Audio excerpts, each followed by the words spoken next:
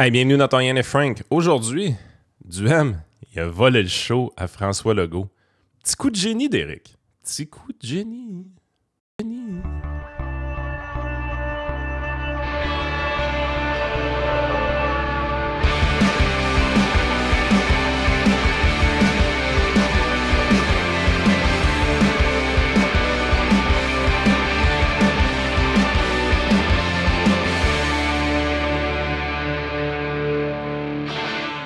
Ah, man. Tu sais, vu les conversations qu'on a sur Messenger avec. Bon, tantôt, j'étais connecté avec Choix. Fait que là, fallait que je parle à Dan Gravel. Puis là, nous autres, on a notre conversation. Fait que là, Facebook était comme ouvert. Je m'en vais le fermer, tu sais, pour pas que ça me dérange pendant le show. Puis là, je vois passer une publication de quelqu'un que je connais très bien. Avec genre, là, t'as Poutine, ça descend en bas à. Musk, ça descend en bas à 3 autres niveaux. Puis là, c'est la grosse théorie du complot encore. Ça finit quand, là? Je suis plus capable. Je suis déjà plus capable. Sérieusement, je suis rendu au stade que je suis quasiment. Je suis rendu quasiment au stade de me dire qu'il aurait dû perdre qu'on ait la crise de paix des fous. Là. Mais tu sais, c'est artificiel. Moi, je commence à avoir une curiosité sociologique dans cette histoire-là. Là. Tu te dis, OK, ils ont monté cette crise-là en épingle. Ils ont créé un sentiment d'urgence gigantesque chez les Canadiens, des pertes d'emploi. Parce que c'est ça, là, quand tu arrives, puis au niveau économique, tu crées un sentiment d'urgence, c'est des pertes d'emploi qu'on envisage. Ce qui est vraiment le plus débile, c'est que les gens qui sont le plus stressés sont probablement sans emploi parce qu'ils sont retraités depuis longtemps. Mais là, tu es là, tu te dis, OK, ça, tu peux maintenir cet état d'hystérie-là pendant un certain temps avec l'appui des médias. Ça sert présentement extrêmement bien l'opération Pompon le banquier. Ça, c'est définitif. Puis, ça a même un impact direct dans les sondages. On voit vraiment que les conservateurs ont perdu des plumes énormément au profit des libéraux et le NPD s'écroule totalement. Puis le Bloc aussi a vraiment de la misère. Fait que, présentement, tu vois que ça fonctionne. Mais là, la question qui tue, c'est pendant combien de temps ça peut fonctionner? Parce que, tu sais, à un moment donné, les tarifs, ils étaient dus pour le 20 janvier. C'est ça la première itération. 20 janvier, jour 1. Là, finalement, 1er février. Fait que là, on y va, puis le février, puis là, on signe le décret pour vrai, le samedi. Ça rentre en effet mardi. Puis finalement, lundi, 4 heures, clouc, ils sont partis. Là, tu dis, 4 mars. On s'en va sur le 4 mars. Puis là, on continue l'hystérie. Puis je vous le jure, il y a vraiment des entreprises qui modifient leur chaîne de production pour s'ajuster à ces fameux tarifs-là. Là. Ben oui, c'est sûr. C'est irresponsable de ne pas au moins y penser. Là. Il y a des clients canadiens qui se sont fait retarder leurs commandes parce qu'ils ont favorisé les clients américains pour les faire avant la date limite. Là. Je vous le jure, c'est arrivé dans des entreprises. J'ai assez de contacts pour le savoir. Fait que ça a un impact qui est réel, mais c'est quand même pas des pertes d'emploi. Là. Puis, vous allez dire, ouais, mais il y a des entreprises qui en ont mis des employés dehors sous le prétexte des tarifs. Ouais. OK, time out. Là, okay? Je veux dire, c'est des crosseurs, là, dans le sens qu'ils prévoyaient mettre les employés dehors. Ouais, ça, c'est comme les médias qui mettent du monde dehors sous prétexte qu'ils manquent de publicité. Là, on va arrêter. Là. Il y avait déjà l'intention de se débarrasser de ce monde-là. C'est ça. Fait que ça c'est pas arrivé. Fait que là, oui, il y a des chaînes de production qui ont été modifiées. Oui, il y a un climat d'incertitude pour les entreprises, les entrepreneurs. Ça, c'est tout vrai. Là. Oui, les banques sont plus frileuses pour faire des prêts présentement à des projets de développement puis d'expansion. Ça aussi, c'est tout vrai. Ça peut avoir un léger impact sur le PIB vu qu'il y a un ralentissement au niveau de l'investissement à cause de ça. Ça aussi, c'est tout vrai. Mais on n'est pas en termes de crise économique, on n'est pas en termes de perte d'emploi, on n'est pas on ne devrait pas penser en termes d'urgence réactionnaire à un président fou, puis là, il faudrait se préparer à combattre les États-Unis en Alaska, puis dans le nord du pays, ou encore à faire des nouvelles ententes nucléaires pour se protéger de cette personne-là. Tout le monde devrait comprendre ça. Mais là, même hier, on arrive, Trump a entretenu beaucoup de confusion par rapport aux tarifs du 4 mars. Je ne sais pas qu'est-ce qui s'est passé pour vrai. Ils ont soufflé le chaud et le froid. Parce que ça commence à avoir des tarifs un peu partout. Parce que là, on annonçait des tarifs en Europe. Là, il y a les tarifs réciproques qui s'appliqueraient à la planète au complet. Il y a des tarifs spécifiques à l'aluminium et à l'acier pour la planète au complet qui s'appliquerait aussi un peu plus tard dans le temps. Puis là, il y a des dates qui sont différentes pour chacun. Puis là, il y a les fameux tarifs du fentanyl. On commence à les appeler de même du côté de l'administration Trump, les tarifs du fentanyl Canada-Mexique. Puis là, il commence à être mêlé dans ses souliers ou c'est volontaire de créer une confusion. Parce que Trump, dans le fond, il y a eu un bug. Quand il est arrivé pour appliquer les tarifs, moi, je pense qu'il y a une partie de lui qui voulait le faire pour de vrai. Il y a une partie de son cabinet, définitivement, qui voulait le faire pour de vrai. Mais c'est sûr qu'avec une bourse qui rouvrait fortement négatif le lundi matin, quand il est arrivé pour appliquer les tarifs, ça a été le backup. Présentement, si vous allez sur Yahoo Finance, là, le titre du premier article, c'est quelque chose comme le meilleur contre-pouvoir contre Donald Trump pour l'instant, c'est les marchés financiers. Exact. Puis ça, c'est vrai. Hein? Trump est extrêmement sensible au narratif des marchés financiers. C'est quelque chose qui est super important de son côté. Il s'est créé un modèle comme de quoi que le succès se mesurait en fonction du Dow Jones, se mesurait en fonction du S&P 500. Fait que ça, c'est un peu il s'est peinturé dans le coin sur ces affaires-là, puis il prend ça à cœur. Mais là, hier, il y a de la confusion. Il dit « Ouais, tarif Canada-Mexique, on parle plus du 2 avril. » Moi, ça a fait comme instantanément. Vérifie l'information. Ouais, Bloomberg en parle, puis tout ça. Yahoo Finance en parle. Il y a plein d'autres articles qui sortent, on en parle. Tu te dis, OK, parfait, c'est réel. C'est réellement reporté au 2 avril. Ce que je pensais qu'il allait arriver. Moi, je crois pas qu'il va y avoir des tarifs ou s'il y en a, ils vont être très peu longtemps. Puis finalement, là, il y a d'autres nouvelles qui sortent. Puis là, les journalistes réajustent les textes parce que finalement, oui, Trump aurait dit ça, mais le genre de ministre, lui, il dit un peu le contraire. Il dit non, il dit c'est encore en négociation. Mais en même temps, je pense que vous avez vu un peu dans le playbook des Américains, ils ont probablement décidé de reporter au 2 avril. C'est juste qu'ils ne voulaient pas que ça sorte hier. C'était pas le script du spectacle qu'ils voulaient probablement. Ils voulaient probablement faire un autre spectacle avec ça. Là. Non, c'est exactement ça. Mais ce spectacle-là, puis ce conflit-là canado-américain, il n'y a pas personne qui a de l'air à avoir intérêt à ce que ça se termine parce que Trump, il fait son show, il monte ses muscles, puis les Américains, pour l'instant, ils trouvent ça encore drôle parce qu'il n'y a aucune conséquence. Mais du côté canadien, il n'y a personne là, qui a intérêt à ce que ça s'arrête. Là. Chris, Poilievre. À part Poilievre, mais sauf que personne qui a les leviers du pouvoir a intérêt à ce que ça s'arrête parce que Legault, la CAQ est en train de freiner sa descente. Puis s'il changeait de chef, il clencherait PSPP demain matin, j'en suis pas mal sûr. Trudeau, il doit regretter d'avoir démissionné parce que son parti de marde, qui a détruit le pays depuis 10 ans, est rendu premier dans les sondages parce que les Canadiens, en fait, quand Wilfrid Laurier disait les Québécois, les Canadiens français n'ont pas d'opinion, ils n'ont que des émotions. Il aurait dû enlever français puis juste laisser canadien. Parce que le grand mythe des Canadiens anglais flegmatiques et rationnels, là, il vient de s'effondrer. Là. Puis, tu te rappelles, sérieusement, si vous n'êtes pas abonné sur Patreon, là, vous avez manqué quelque chose de gros cette semaine. On a pris un document de l'université Harvard qui est un sondage gigantesque sur le début de la présidence de Trump avec des chiffres qui se comparent quasi mensuellement jusque depuis 2018 sur toutes sortes de questions. Puis, on a réussi à comprendre un peu le psyché américain dans ce sondage-là. Parce qu'il y a un grand paradoxe avec 3 ou 4 questions qu'on retrouve dans le sondage. Le paradoxe, je vous l'exprime un peu, j'ai plus les chiffres exacts en tête, là, mais dites-vous que toutes les majorités que je vous dis là étaient très claires, nettes et précises. C'est de 60% montant. Les Américains, nettement, le dossier numéro 1, la chose la plus importante, c'est pas le changement climatique, c'est pas le DEI, c'est pas les changements de sexe, c'est l'inflation. Okay? Définitivement, l'enjeu numéro 1 pour l'Américain moyen, qu'il soit démocrate ou républicain, c'est l'inflation. Okay? Fait que ça, c'est important. Deuxième élément qu'on découvrait dans ce sondage-là, puis l'analyse là, dure quoi? 1h15 à peu près sur Patreon. Ouais, si vous voulez vraiment, si vous cherchez une excuse de vous abonner sur Patreon ou prendre l'essai gratuit de 7 jours, là, allez-y pour ça, c'était magique. L'autre point, c'est que les Américains disent les tarifs, on est d'accord avec ça.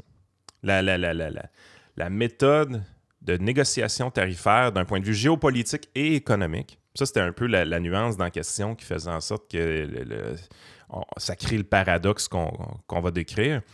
C'est que les Américains sont très, très, très d'accord avec les tarifs, et même du côté démocrate. Pas juste les républicains, mais même du côté démocrate. Fait que là, tu es comme dans une situation, tu te dis, ouais, mais là, les Américains, ils sont tâtants un peu, là. C'était mon opinion première, parce que j'ai mon petit côté québécois dedans de moi qui pense qu'un Américain, c'est un imbécile, fondamentalement. Il est ressorti, là. Il a parlé, là, dans mon cerveau. Il dit, c'est un paradoxe. Ils peuvent pas avoir peur de l'inflation et, d'un autre côté, souhaiter une politique tarifaire sévère. Il y a une autre question dans le sondage, puis elle est vraiment fascinante. Où est-ce qu'on demande quel va être l'impact des tarifs sous Donald Trump? Donc, on demande à l'Américain moyen, est-ce que tu comprends ce qui se passe avec un tarif?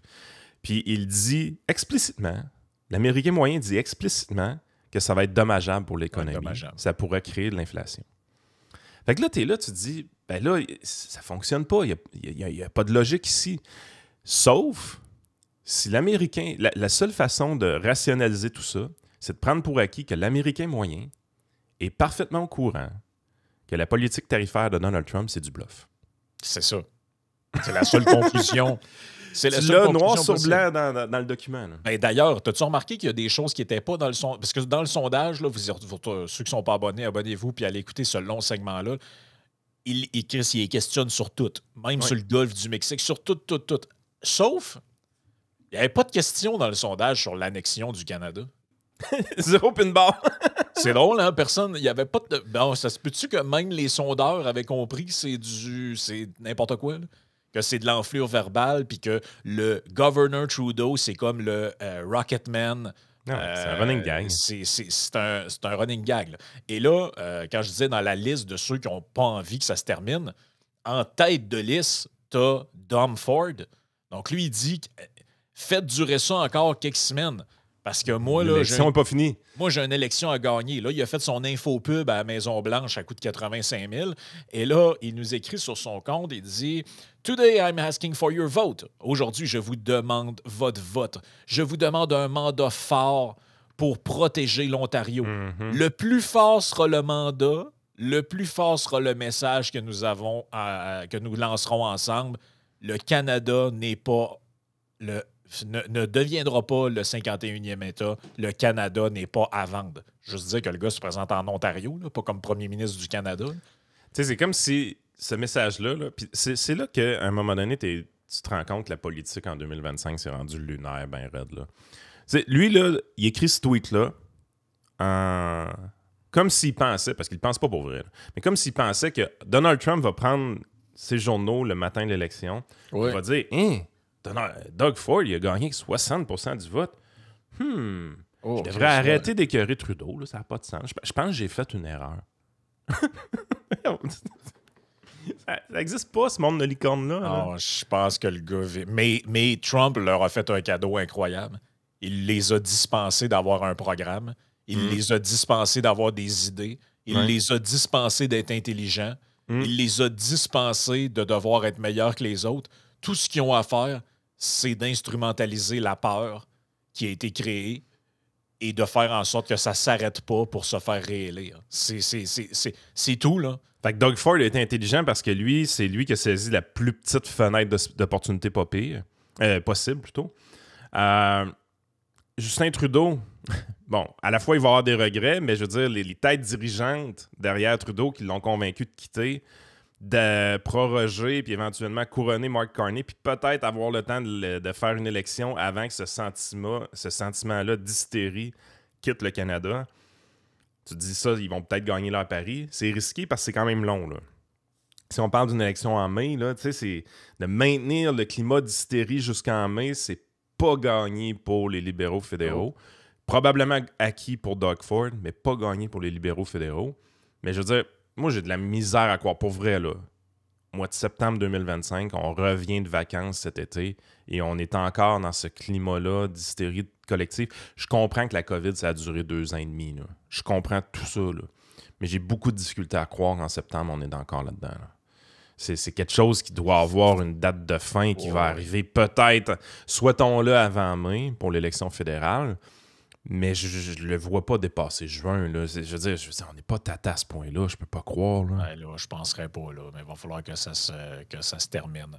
Écoute, la CAQ faisait sa présentation dans un genre de salle de congrès, finalement, à l'hôtel Travel Lodge du boulevard Hochelaga. Donc, c'était la présentation, la séance d'information sur le troisième lien. Et il y a quelqu'un qui a eu la bonne idée de crasher le show et j'ai nommé Éric Duhem. Donc, article sur Pilule Rouge. Duhem s'invite au rendez-vous de la CAQ. Ça, on écrit cet article-là avant la rencontre. Donc, c'est un peu ça. Finalement, la rencontre a eu lieu après. Puis c'est... Il y a même des journalistes qui semblent dire que c'est Duhem qui a gagné la journée. Là. Ouais, ben tu vois, regarde, quand tu vas dans l'article de Radio Cannes qui rapporte l'événement, après, ils nous disent, ouais, là, du côté de la CAQ, la salle était pas mal vide. C'est tranquille. Les quelques visiteurs présents étaient avides de détails, mais plusieurs sont restés sur leur faim, alors que la ministre Guilbeault promettait de dévoiler le corridor d'ici l'été, le coût du projet d'ici les prochaines élections. Et là, bon, tu vois deux personnes qui regardent une feuille. Ce qu'on a compris, c'est qu'ils ont comme présenté 3-4 projets. Il y en a un qui ont éliminé. Moi, ça me touchait. C'était quand même vraiment proche de chez nous. Dans le fond, il y avait un des tracés qui ont déjà parlé que c'est genre à 2 minutes. Là, je l'aurais eu d'en face, là, le troisième lien. Puis là, finalement, ce projet-là aurait été écarté. Mais là, Mais tu sais, je veux dire, après toutes ces années-là, qu'on soit encore au stade d'évaluation des projets possibles, là, vous comprenez qu'on se fait niaiser par la CAQ? Là? Carrément. Mais là, écoute ça. Une part importante des citoyens présents au Travel Lodge du boulevard Hochelaga s'était déplacée non pas pour rencontrer les fonctionnaires du MTMD, mais plutôt pour aller à la rencontre du chef du Parti conservateur du Québec. Éric Duhem a fait le pari de louer la salle de réception adjacente à celle occupée par le ministère afin d'y présenter sa maquette d'un troisième lien qui relierait les rives nord et sud du fleuve en passant par l'île d'Orléans, un projet pour lequel il milite depuis des mois. Il a volé le show. Il en a profité pour dénoncer l'immobilisme du gouvernement Legault face à la soif d'information des électeurs dans le dossier. Les gens qui viennent ici aujourd'hui, ils veulent savoir il est où le tracé, combien ça va coûter, c'est quoi l'échéancier. Cherchez pas le commencement du début d'une réponse, vous ne l'aurez pas, s'est-il exclamé. À quoi sert l'exercice politique aujourd'hui, à part faire satisfaire quelques députés de la CAQ de la région de Québec qui sont furieux contre leur parti qui a tergiversé dans le dossier, demande-t-il. Tu sais, on a vu des photos avec lui, Guilbeault, Jonathan Julien, un peu larron en foire. Puis, tu sais, comprenez une affaire. C'est là que François Legault est complètement stupide dans sa stratégie de communication puis le PCQ. Je vais juste finir ça parce que c'est très court, là, mais à proximité, Manon, une résidente de Val-Bélair, estime que cette version du troisième lien est la meilleure. Il est déjà sur une maquette, il est prêt à s'en aller plus loin. On dirait qu'on est plus proche de l'avoir, plaide-t-elle. Selon la citoyenne, le projet conservateur a l'avantage de présenter des détails clairs aux citoyens. De l'autre côté, on n'a jamais de précision. C'est toujours sur des vagues de nuages. On dirait qu'on ne réalisera jamais rien, estime-t-elle. C'est magique, ça. Excuse-moi, c'est un coup de maître qui a fait aller loin à la salle à côté. Là, puis, mais c'est ça que Legault comprend pas. Dans sa stratégie de communication face au Parti conservateur du Québec, François Legault a une stratégie d'exclusion. C'est ça. Donc, t'as pas accès au Parlement, on te donne pas de budget de recherche. Tu sais, on te rend la vie difficile. Tu as eu 13 peut-être pas 13 je pense que c'est 11 du vote. Tu as eu des centaines de milliers de votes, mais tu n'auras pas une crise de scène, tu n'auras pas accès aux journalistes. Prends ton trou, puis fais-toi ignorer, puis personne ne va parler de toi dans les médias. Mais ça crée un sentiment d'injustice, ça crée un sentiment d'insatisfaction, le fait qu'il n'y ait aucune conciliation possible avec le PCQ, et ça fait en sorte que ça choque plusieurs citoyens. Fait que ça donne un appétit pour les citoyens pour dire « Hey, l'underdog, là, j'ai le goût de l'entendre. L'underdog, ça ouvre mon esprit. Je veux voir qu'est-ce qu'il y a à dire, l'underdog. Les histoires d'underdog, les Québécois, ils aiment ça. Puis lui, il se fait taper dessus par le système, Éric Duhem. Donc, Éric est quand même créatif. Fait que quand il réussit à déjouer un peu les tentatives d'exclusion, ça, c'en était une. Si la CAQ fait ses présentations au Parlement, Éric ne peut pas faire ça. Sauf que la CAQ voulait aller dans un hôtel, ben that's all, tu peux pas bloquer le PCQ à côté de l'hôtel. Ils se sont fait fourrer, puis Christy que c'est le fun à voir, de voir la CAQ se faire fourrer par Éric Duhem de même. Moi, j'adore ça, puis je suis persuadé que les gens qui ont vu ça aller, puis même les journalistes qui ont aucune sympathie pour le Parti conservateur du Québec, vont trouver ça que c'est un geste qui est intelligent, première des choses. Puis ils vont avoir de la sympathie pour ça, éventuellement. Ben, ils vont dire, crime, ils ont été sérieux dans leur projet. Il y a quelqu'un de qualifié pour en parler. Il y a une maquette. Il y a des montants d'argent qui ont été investis pour présenter quelque chose. Là, on n'est pas en train de tirer partout. C'est pas fake, c'est sincère. C'est conforme à ce qu'ils ont déjà dit par le passé. Fait que c'est sûr que comme journaliste, t'as beau détester le Parti conservateur du Québec, t'as beau être ton cœur très, très, très à gauche, t'es obligé de te rendre compte à un moment donné, tu te dis, écoute, le parti qui n'a aucune ressource, c'est plus sérieux que le gouvernement. Là. Ça, là, pensez à toutes les ressources que Geneviève Guilbeault a accès pour présenter un projet sérieux. Là. Pensez à tout ce qui est accessible pour elle pour faire de quoi de vraiment sérieux. Comparez ça au minuscule budget infiniment petit du Parti conservateur du Québec. Là. Ah oui. Ils ont déjà une maquette, un tracé, un coût approximatif. Eux autres, ça fait depuis 2018, ils sont là-dessus, Chris! Mais vous voyez bien qu'il y a quelqu'un qui vous prend pour un cave dans l'histoire, qu'il y a quelqu'un qui essaie de gagner une élection en vous prenant pour un imbécile. On a passé par le tube, le pont, le tube bicurieux, Chris, il n'y a rien qu'on n'a pas eu dans ce dossier-là. Ils achètent du temps. Ils achètent du temps. C'est des menteurs. Là. C'est tout. Là. C'est des menteurs. C'est des menteurs. Écoute, il faut se rapporter un petit peu dans le passé. Rappelle-toi le shit show, quand même. Ça, c'est quand même assez délicieux. Là. Je vous le partage. Rappelle-toi, Richard Etu. Eh boy. Désabonnement massif du Washington Post. Ça, c'était lorsque le Jeff Bezos avait fait un papier éditorial publié sur le Washington Post disant là, les gens n'ont plus confiance dans les médias. Cette raison-là, c'est que les médias sont biaisés, prennent des positions précises envers des candidats à l'élection présidentielle. Puis cette année, le Washington Post, on n'endosse personne. Parce que moi, je pense que c'est un pas à faire. Puis les gens sont capables de voter par eux-mêmes. Ils n'ont pas besoin de se faire dire « Hey, Washington Post endorse ». Donc là, Etu avait sorti une grande histoire là-dedans. Il y a une vague de désabonnement. Puis là, je ne sais plus si c'était Colique Tassé ou un autre qui avait dit genre « Ils trahissent la démocratie » ou c'est Jean-Marc Léger. C'est toute la même personne. Là. Et là, Bezos en rajoute une couche.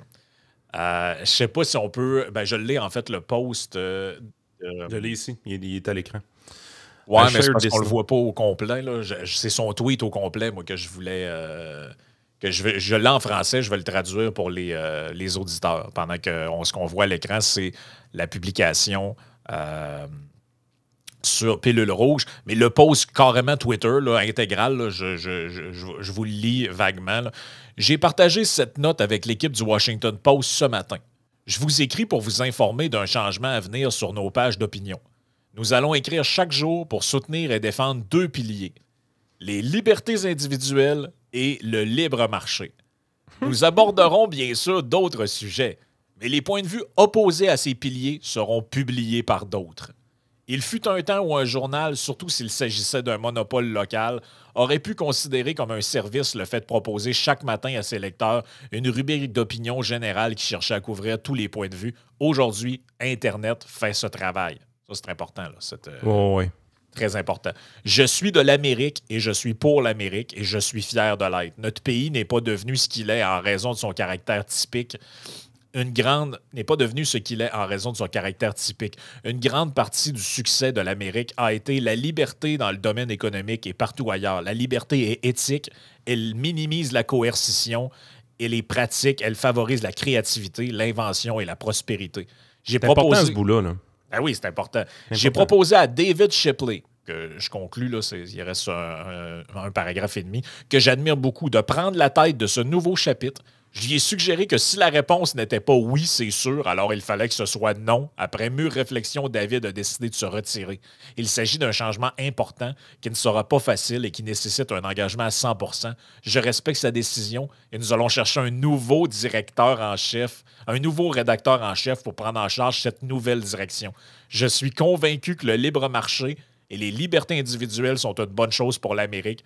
Je crois également que ces points de vue ne sont pas pris en compte dans le marché actuel des idées et des opinions, et je suis ravi que nous puissions tous ensemble combler ce vide. Jeff. Fait qu'écoute, c'est magique. Prenez donc l'article qu'on a fait puis partagez ça en masse sur les réseaux sociaux. Washington Post, Bezos impose un virage libertarien sur pilulerouge.ca. Vous avez tous les détails dedans. Partagez-les. Juste pour faire tilter une couple de personnes. Une couple de journalistes qui vont capoter le puis hier, il y avait du monde très, très excité au-dessus de la frontière, notamment quelqu'un qui a comment je pourrais dire ça, qui a une capacité capillaire très limitée.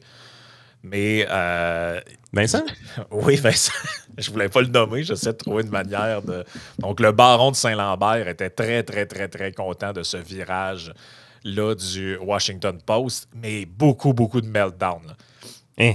Beaucoup, beaucoup de meltdown de gens qui sont très déçus que ce soit plus juste un genre de mouthpiece démocrate. Là.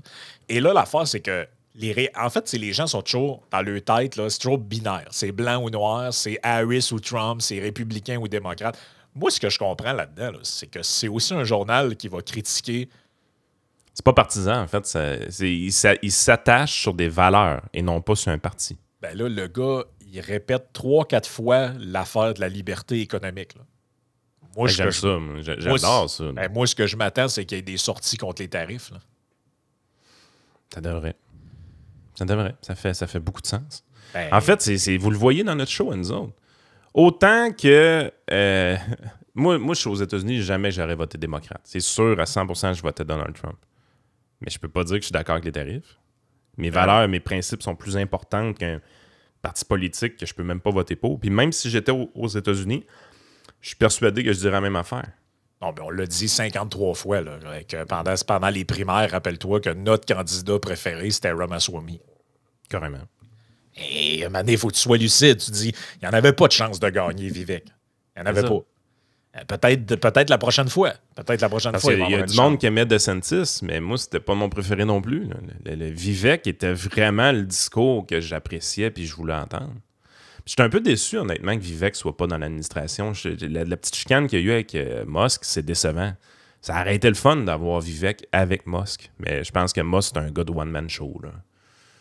C'est correct. On deal avec. Entre Vivek et Elon Musk, lequel des deux a le plus de chances d'avoir du succès, c'est Musk. Mais ça aurait été cool d'avoir Vivek avec. Mais à un moment donné, c'est ça. C'est aller au-delà de la partisanerie. C'est ça qui vous dit, Bezos. Comme journal, notre ligne éditoriale devrait être basée sur des valeurs profondes qui ont construit l'Amérique. Tabarouette qu'on aurait besoin de ça au Québec, Frank. Mais ça... Quelqu'un qui est dans les médias et qui dit, écoute, on va bâtir le média, on va construire le média, on va diffuser ce média-là, pas en faveur d'un parti politique, mais toujours en ayant conscience qu'il y a des valeurs profondes au Québec puis on tient à ces valeurs-là. Moi, j'adore ça, là. Hey, man. Allons dans l'asile à ciel ouvert qui est Blue Sky un instant. Parce qu'il y a différentes réactions. Oui, mais il y en avait plusieurs qui étaient sur Blue Sky, effectivement. Et si bol. C'est un endroit paisible où est-ce que la droite n'était pas présente, puis ça leur permettait de finalement voir des photos de chats d'une manière extrêmement calme, paisible et non agressive. Exact. Donc là, lui, David Maranis, whatever the fuck he is, là, je sais pas c'est qui. Bezos a empiété sur la politique éditoriale du Washington Post, une démarche pernicieuse après l'autre. Aujourd'hui, il s'en est emparé pleinement. Le vieux Washington Post n'existe plus. Je n'écrirai plus jamais pour lui tant qu'il en sera propriétaire. Donc, on comprend que c'est un chroniqueur. Depuis quand qu'un propriétaire de journal qui dicte la ligne éditoriale, c'est quelque chose de mal? Ça n'a pas toujours été le cas? Ben, en plus, c'est comme s'ils faisaient... Ils font comme si avant, il n'y en avait pas de ligne. Il y en avait une. Tu comprends? C'est ça, moi, qui m'énerve le plus avec leur affaire, c'est qu'ils font comme si avant, c'était neutre. Oui, mais ça a juste shifté. Là. C'est exactement quand il disait « Hey, Trump, il va mettre des personnes en place dans son gouvernement qui lui sont fidèles. » Comme tous les présidents qu'il n'y a jamais eu de l'histoire des États-Unis. Là. Ouais, c'est ça. Obama, quand il est arrivé là, il s'est pas dit « Je pense que je vais placer du monde partout qui pourrait me backstabber. » Ah oui, il a tout gardé le staff de George Bush. Ouais, c'est ça. Ben non, c'est pas arrivé. Non, c'est bol. Le comportement lâche de Bezos qui a cédé à Trump est dégoûtant. Lâche et pusillanime. Je suis profondément triste pour le Washington Post et pour l'Amérique, autrefois vénérable. Allez-vous également boycotter Amazon et Whole Foods? #boycott Bezos. Bon, ça recommence, eux autres. Il n'y a pas juste au Québec qu'il y a des boycotts de même. Non. Tout finit par mourir, mais le post n'était pas obligé de mourir. Va te faire foutre, Jeff! Man, c'est malade. C'est vraiment un site de timbré, ça. J'ai travaillé au Washington Post dans les années 80, à l'époque de Bradley. En tant que directeur artistique, j'ai été très fier de mes liens avec ce journal pendant des décennies. Jusqu'à maintenant, c'est un dur coup. L'autre répond, j'aurais aimé que Bradley soit encore là pour donner son avis sur ce qui se passe en ce moment. Zut! Quel est l'intérêt des pages d'opinion si une seule opinion est autorisée? Le Washington Post meurt dans l'obscurité. L'autre répond, il est mort dans la lumière et sa photo, c'est une photo de Hitler. Non, Chris, man, ça... C'est capoté, man. Hey, la prochaine, c'est la plus drôle. On observe... C'est réconfortant de voir qu'il n'y a pas juste au Québec qu'on est débile de même. Là. Non, mais la gauche est virée sur le crank partout. La gauche et le centre, là, j'ai envie de te dire. On observe récemment une tendance chez les milliardaires à acheter des médias audiovisuels imprimés et en ligne pour orienter la couverture médiatique en fonction de leur agenda politique personnel ou pour s'attirer les faveurs de Trump en favorisant la propagande MAGA. À ta peu, là. À ta peu, là. C'est la première fois que des milliardaires achètent des médias, là. Ouais, la presse, mettons, ça n'a jamais appartenu à Power. Puis aux States, là, je veux dire, crème, là, t'as peu, là. Le Journal de Montréal, ça n'appartient pas à PKP. Les propriétaires de médias aux États-Unis, là, c'est pas des pauvres, là, c'est pas des coopératives, là. Ouais, puis quand Bezos a acheté ce journal-là, en quoi, 2018? Je pense qu'ils donnaient de l'argent au Parti démocrate. Là. Ben, moi, je pense qu'ils ont pompé pas mal fort Biden, là. Dans ce temps-là, c'était correct, un milliardaire. Dans ce temps-là, ça, c'est comme quand il y a eu la campagne de Hillary Clinton, t'avais Warren Buffett. T'en rappelles-tu de ça? Warren Buffett qui avait appuyé Hillary Clinton, il était assis à côté de Bernie Sanders un moment donné dans un événement. Moi, ça, pour moi, c'est une des plus grandes photos J'ai jamais compris ça. De l'hypocrisie américaine. Là. Sanders à côté de Buffett en train de pomper la fille. Et dans ces années-là, Buffett était probablement l'homme le plus riche au monde. Ben oui, dans ce temps-là, je pense. Parce qu'il y a été une période de temps qu'il l'a été, avant que les techs partent à monter en fou sur le Nasdaq. Là. Ouais. Et pendant un temps, le boss de Berkshire Hathaway était l'homme le plus riche du monde.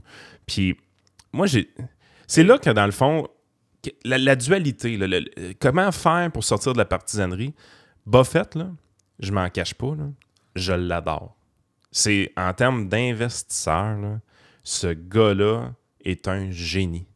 Ce gars-là a une philosophie d'investissement à laquelle je suis très fidèle moi-même de mon côté. Et j'aime les gestionnaires de portefeuille qui ont une philosophie d'investissement qui ressemble beaucoup à celle à Buffett.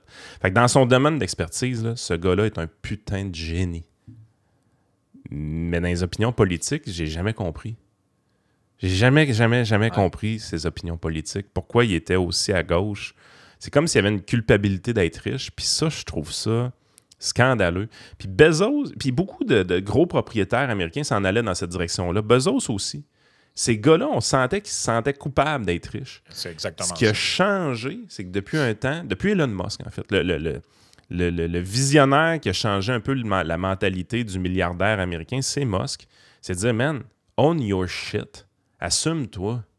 T'es riche, profite-en, garde-toi, assume-le, puis arrête de faire comme si t'étais pauvre. Puis que c'est injuste les loopholes des taxes, puis qu'on devrait redonner la richesse, puis distribuer, puis tout ça. Ça, c'était la grande tendance de Bill Gates. Bill Gates, tu sais, Warren Buffett a été extrêmement influencé par Bill Gates. En fait, c'est des compagnons de bridge, si je ne me trompe pas. Ouais, ils jouaient au bridge ensemble énormément, Buffett et Bill Gates. Puis quand Bill Gates a sorti toutes ses affaires, avec la fondation Melinda Gates puis Bill Gates, ensemble, ça l'a influencé énormément Buffett. Ouais. Puis c'est là vraiment que Buffett a viré de plus en plus à gauche au niveau politique. Puis le changement dans tout ça, la personne, puis tout le monde suivait un peu les traces de Bill Gates. C'était comme si t'es riche, il faut que tu fasses comme Gates, puis ainsi de suite. Puis c'est Elon Musk qui a changé de direction. C'est Elon Musk qui a dit non, Gates, ça n'a pas rapport. Voici, t'es riche, assume-toi, innove, amène les humains sur Mars, amène les humains à innover plus, assume ton argent, essaie pas de sauver les pauvres en Afrique, à la place, essaie d'innover pour amener la planète plus loin. Fais des profits, c'est correct de faire des profits, puis mêle-toi-en de la politique, puis favorise la défense de la liberté. C'est ça qui est arrivé. Mais oui, mais en plus de ça, moi, au final, là, qu'un gros bonze de la finance soit de gauche, je m'en crisse complètement, c'est son droit. S'il veut adhérer à ces idées-là, on trouve ça un peu irrationnel, mais il a le droit. Moi, ce que je comprends pas, c'est pourquoi Musk est à côté de Trump. Ah, les oligarques, les milliardaires ont pris le contrôle de la sous. Mais quand c'était Buffett, il n'y a personne qui est arrivé. Moi, j'ai jamais lu ça nulle part que Hillary Clinton est entourée des oligarques puis des milliardaires, alors que objectivement sa campagne, tout l'argent venait de Wall Street puis des gros donateurs comme lui. Mais ça a l'air que c'était pas grave. Ça, c'était pas grave dans ce temps-là. Tu te rappelles du vidéo de Cuomo dans la campagne de Harris? Il dit, on va pas être dans l'âge en haut, là, ça coûte 1 ou 5 millions. 5 millions. 5 millions. 5 millions, t'asseoir le cul là. Pour entendre Bernie Sanders dire « Eat the rich ». Hey, 5 millions pour ça. T'sais. Tout le monde capote parce qu'il y a des gens à l'extérieur du pays qui voudraient payer 5 millions pour devenir citoyen américain. Ben, dans les conventions démocrates, dans les loges en haut, ça coûtait 5 millions s'asseoir le cul là. Hey, excuse-moi, je termine avec un petit... là. C'est-tu un petit dépotoir de gauchistes fucké pareil? Là? Taxons les riches, mangez les riches et taxez leurs biens. Ils sont sautés sur le crâne. En même temps, ça va bien, nos affaires. À coup de 5, puis 8 likes, puis 11 likes sur le territoire américain. C'est un grand succès, Blue Sky. Là, ils sont tous persuadés. Là, c'est comme la fin du monde. Là, mais qu'est-ce qu'il y a de grave à ce qu'un journal dise à cette heure, la nouvelle ligne, c'est liberté d'expression, liberté économique? C'est quoi votre crise de problème? Il n'est pas en train de dire qu'il veut le droit à l'avortement, puis les conservateurs, on va les réélire jusqu'à la fin des temps. Là. C'est écrit dedans, les libertés individuelles. Normalement, qui adhère pas à ça?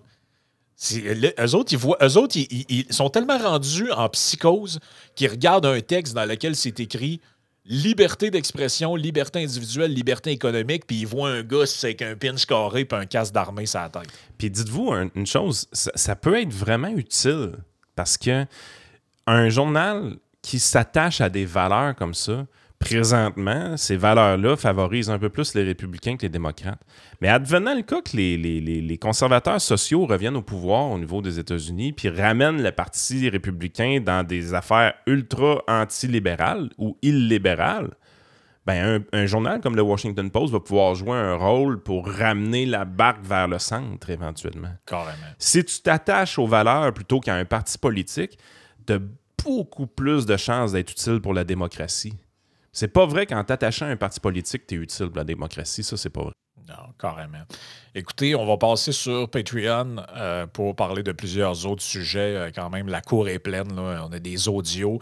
Alors, je vais finalement faire le texte que j'étais censé faire hier de Derrière la porte. Donc, on y va avec ça. Mais juste avant, je vous rappelle nos commanditaires. Range Brand, utilisez votre 10% de rabais pour... utilisez votre code YAN10 pour votre 10% de rabais. Il y a plusieurs personnes qui se procurent les vêtements de Range Brand, donc on les remercie. Ready for Canada pour toutes vos demandes en matière d'immigration. Donc, tout ce qui est paperasse, contactez-les, ils vont vous aider autant pour les particuliers que les entrepreneurs. Et TLF Dessin pour tous vos besoins dans le domaine de la construction pour ce qui est des plans 3D et des dessins industriels. Donc, allez faire un tour sur leur site web, vous allez voir toutes les possibilités qu'ils offrent. C'est vraiment une grosse compagnie, puis on est super content de les avoir avec nous autres. Sur ce, on s'en va sur Patreon.